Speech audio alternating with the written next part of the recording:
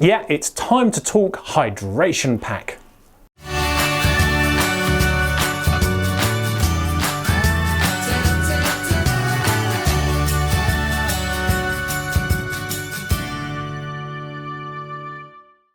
And this is the Hoka 17L, which I'm pretty sure is 17 litres, although I haven't actually measured it because that would be difficult for litres.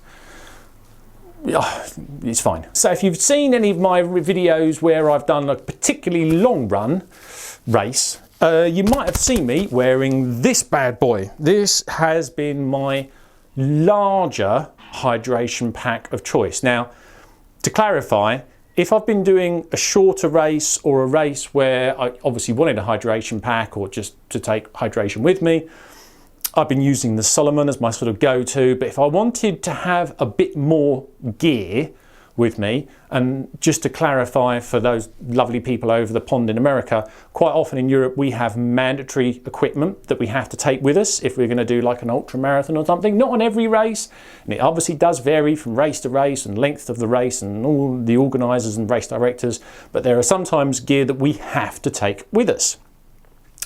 And if there is enough kit, or if I'm worried about the weather or it's a particularly long one or whatever, if I want a bit more storage, this has been my go-to pack. And to be fair, without trying to spoil the review, it's worked out really well for me. So I thought I'd share with you the things that I'm sort of why I race with it and why I like it and any kind of concerns and what have you. So just to sort of clarify, whilst I'm wearing it and probably looking fairly stupid, things that are accessible right from the front here, where you've got a magnetic packet here for gels and what have you, blocks. Personally I prefer blocks. You've got a zip pocket at the front here if your mobile phone will fit in there, and obviously there are some mobile phones now which are quite large.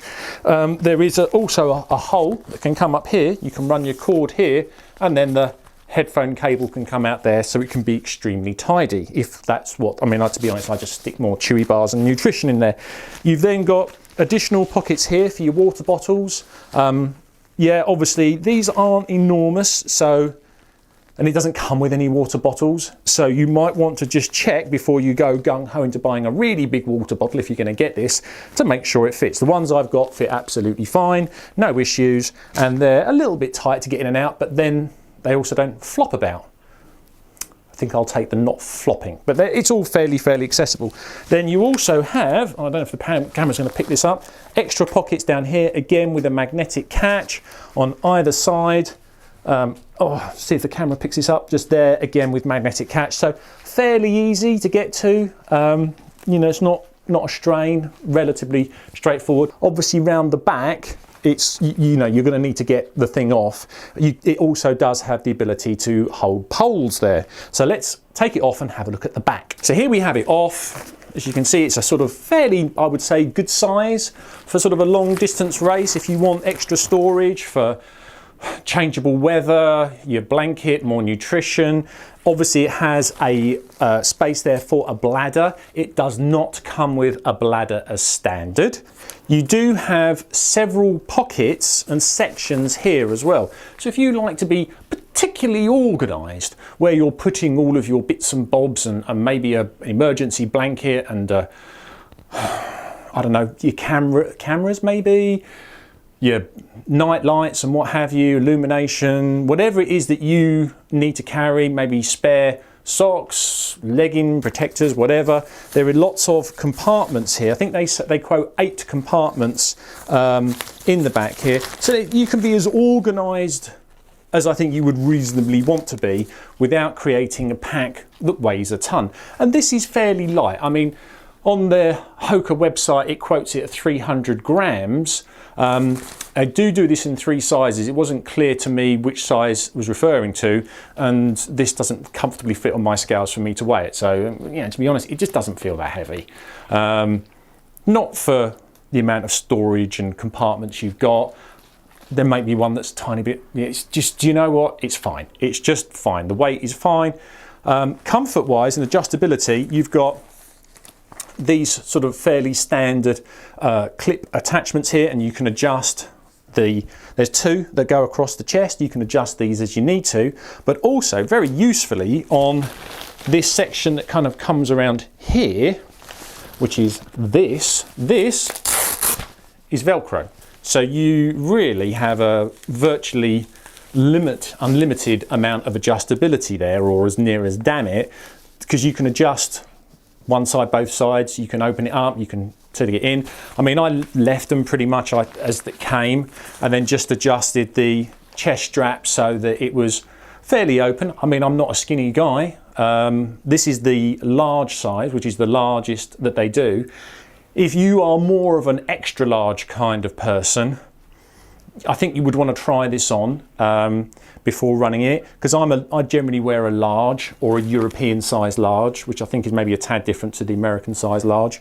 And for me, this is fine. It's nice and comfy. I haven't had to slacken the side parts off. So I think you've got a good amount of adjustability based on the sizing and the fit of the pack. Looks wise, it comes in different colours. I think there's a couple of different colours for the men's, there's different ones for the women's.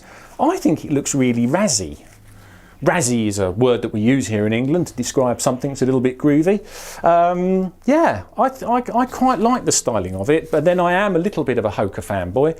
But yeah, it's good. In terms of how I found it when I'm running, it's been great. It kind of has disappeared into the background when I've been doing a longer run, when I've been wearing this, and it's been easy to get to stuff. I feel that these sections here, which sort of sit high up on your chest, these bits here, I feel that they could have had a little bit of extra storage here, like this is maybe dead space. I know on one side you can run your mobile phone headphone cable up there if you wanted to, but I kind of feel that they maybe could have used that for, you know, maybe gels or something like that. But it's nitpicking. There is, I think, plenty of storage and accessibility to storage, the stuff that you're going to want fairly swiftly.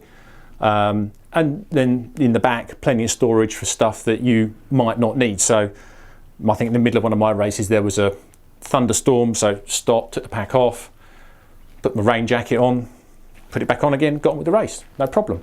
So all in all, I've been very happy with this, and apart from saying, well, you could have organised the storage slightly better on those upper bits, that's the only real criticism I've got, and my God, that is an extremely small criticism. I've been very, very pleased with this. I found it really comfy.